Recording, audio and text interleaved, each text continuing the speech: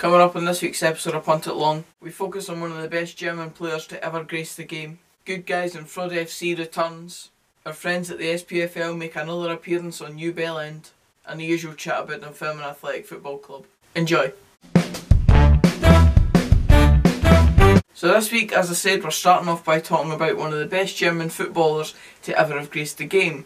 And depending on who you support, this might be a bit of a shocking kind of claim that I'm making, but the stats are there to prove it. The player in question has been creating goals, scoring goals, and just been an all-round outstanding player, and the other night proved that. That might give you a clue as to who I'm away to talk about. He's been at many top clubs around Europe, and now he's gracing the Premier League and breaking records every single season it seems. Mesut Ozil. The German attacking midfielder has played for teams like Real Madrid, and obviously he's in previous years played for Arsenal for the majority of Arsene Wenger's last few years there, and he's been a pivotal player for Arsenal. He's been the kind of key player for them, especially when Alexis Sanchez was there as well. It was those two that were kind of Arsenal's main attacking threats, and now that Alexis Sanchez departed obviously in January of this year, he's become a pivotal role in the new manager's ideas, Unai Emery, and a key player for Arsenal once again. His performance the other night caused the footballing world on social media to go absolutely mental. He scored a fantastic goal to open the scoring for Arsenal. They were 1-0 down to Leicester at home,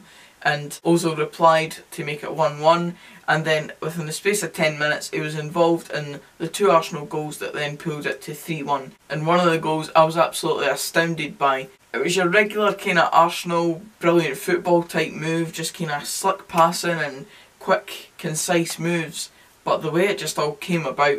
Here's my reaction. I really wanted to get this moment on camera because I was just in awe of what I was seeing on the screen. Now, what a goal that was! Nah, this is my genuine reaction to that goal. Seriously, that was unreal. That was so amazing. I'm going to try and not show too much yet because I'll probably get taken down for copyright, but oh yeah! That's unreal for Ozil, man. He's class. For all that you see the odd wee clips on Twitter where he just mucks up and sends a pass the completely wrong way, that is class. I went mental when that went in. And off the back of that, obviously him scoring the opening goal, he's now became the highest scoring German to ever have played in the Premier League, and it really is an astounding achievement, and one that the guy definitely deserves. He's been lambasted by his own national team in recent years for being a bit underwhelming in the international stage. The fact that they blamed the whole kind of situation on Mesut Ozil when the guy won the World Cup with them anyway, it makes no sense to me. And if you don't appreciate a player of his talent, then you don't deserve him at all.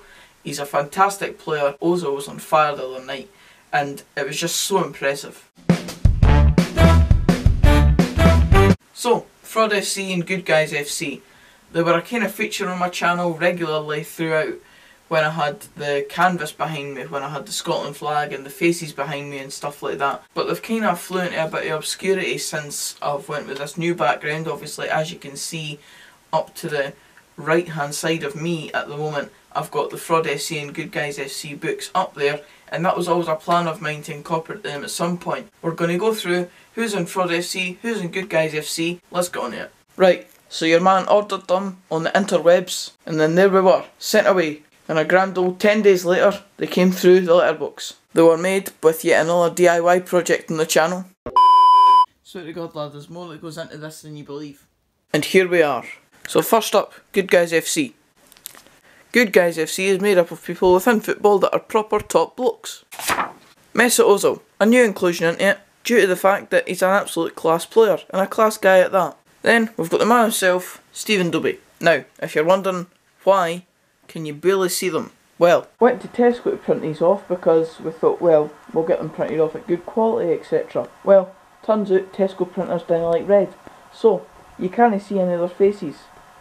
Brilliant. So we've compromised and put the faces that were on the canvas before to represent who these guys actually are, because can you tell? Next up, Chris Doolan, another number 9, another striker, but a class act. Jimmy Milner, Borden James Milner on Twitter, and yet again you can barely see his face, so we've got him up there. Bobby Firmino, the guy with one of the best smiles in football. You can just see that there, and you can definitely see his white teeth. So I've got Michael Moffat, we all know about him. Dunfermline, Ayr United, class guy, brilliant goal scorer, just an all-round good guy. Peter Crouch, another brilliant guy, knows how to score a goal or two, and yes, there he is. And now, Fraud FC. We've had a change in this one. We've taken out Joe Hart because I feel like I'm being a bit harsh on the guy. Fraud FC is made of people within football that let down the beautiful game. The opposite of Good Guys FC. Starting off with the man himself, Alan Pardew. The first entry into this Fraud FC, I believe, and he's still here. Jack Rodwell, one of the newer inclusions, but he came in a good while back. And aye, he's in here because he's stolen a wage off of multiple clubs and he doesn't deserve it. Steve McLaren, current manager of QPR, and yet another person who has gotten into multiple situations in his career in football. I just feel like he doesn't really deserve where he's gotten to in times, and he's not really achieved anything, so he's in there for that. Mike Ashley, owner of Newcastle, do I need to say much more? He's ruined every club he's been at, and he's currently got Newcastle sitting bottom of the Premiership, and albeit it might not all be down to him, but he's a big part to play in it. Joey Barton, the man himself, he's one of the most annoying guys in football for me, so it's pretty simple why he's here. And then, to finish us off, Ray McKinnon. Who else, eh? It's that time of the week again where we do the part of the episode called So, as I said in the intro, we're back to putting the SPFL in Bellend. This week's inclusion for them is because of their way of working the Ironbrew Cup and how they've arranged teams to be involved in it that actually can't fulfil fixtures, funnily enough. So as we all know, Dunfermline went out to Alloa in the last round of the Ironbrew Cup. That's probably the relevancy of this channel, obviously, because you'll have watched the video of us going out in that competition. But obviously there was other games going on in that game week in the Ironbrew Cup, and one of them was East Fife going through and Bohemians going through to the next round, and then in the draw those two came together and were drawn Bohemians at home to play East Fife. And off the back of this, obviously the SPFL have allowed Bohemians and other foreign teams, England, Wales, Ireland, to come in and play in the Ironbrew Cup, and one of those teams was Bohemians this year. And now, Bohemians are away to finish their Irish League season this weekend, I believe, or at least it's in the near future. The fixture is having to be played in the start of 2019, when the rest of the Ironbrew Cup fixtures are going to be fulfilled in mid-November.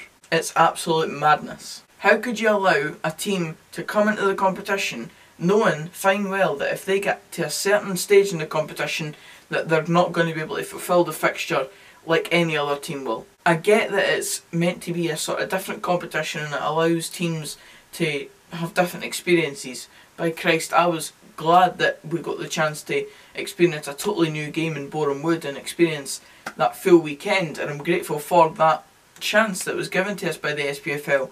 But when it gets to these ludicrous ways of that Bohemians actually can't play the game when everyone else is duty, and East Fife now need to wait another 2 months to play a fixture that should be played in a few weeks' time, it's bonkers. We all know how many mess-ups the SPFL and the SFA have had in recent times.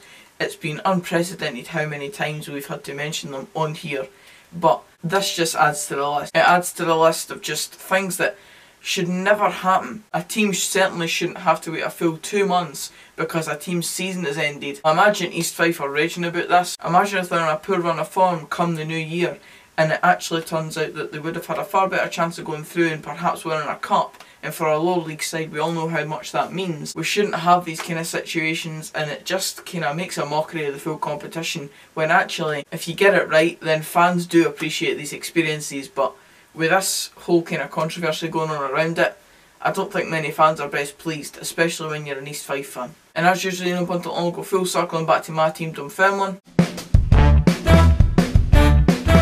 So it's a really big kind of fixture this week. It's Dundee United, but we'll talk about that more in Par's roundup. The thing I want to touch on briefly is another reserve game that happened earlier in the week on Tuesday, yesterday. We played Falkirk at the Falkirk Stadium and they won 2-1. They were relatively dominant throughout the game until we scored late on with Miles Hippolyte, and apparently there wasn't many standouts in the full game. Ryan Williamson probably had the best game, and it wasn't exactly a standout performance really, it was just sort of the best of a bad bunch. Reserve games are obviously for players trying to pick up fitness or at least try and prove the manager that they're worth a first team place, and I don't really think this game did that for anybody. But that's it for the Canada filming news this week. As I said, we're going to go on to talk about it more in Pars Roundup because it's a massive game this weekend, and if I'm being honest, kinda shitting myself, but we'll deal with that when it comes. No, the shitting myself, the game. That's it for this episode, guys. Cheers for watching. If you did enjoy, please give it a like, comment down below anything that you thought about what I've said, and subscribe for more of this type of content. And until the next video, which as I said will be Pars Roundup on Friday, I'll see you then. Cheers, guys.